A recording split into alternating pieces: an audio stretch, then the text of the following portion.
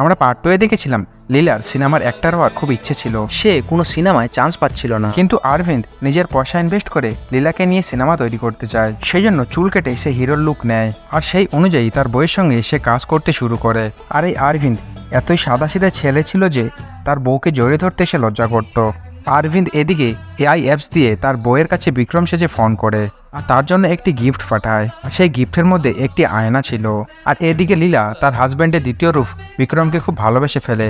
একদিন শুটিং চলাকালীন বিক্রমের সেই গিফটটি হাত লেগে ভেঙে যায়, আর যেটা দেখে লীলা খুব কষ্ট পায়। এদিকে অরবিন্দ লীলাকে ডিভোর্স দেওয়ার জন্য পেপার আর মঙ্গলসূত্র তার কাছে রেখে যায়।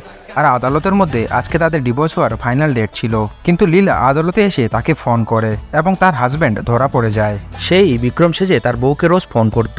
এরপরে লীলা তার হাজব্যান্ডকে ভালোবাসতে শুরু করে। এরকম আরও সিনেমার সুন্দর সুন্দর গল্প পেতে ভিডিওটি লাইক করে চ্যানেলটি সাবস্ক্রাইব করে দেবেন।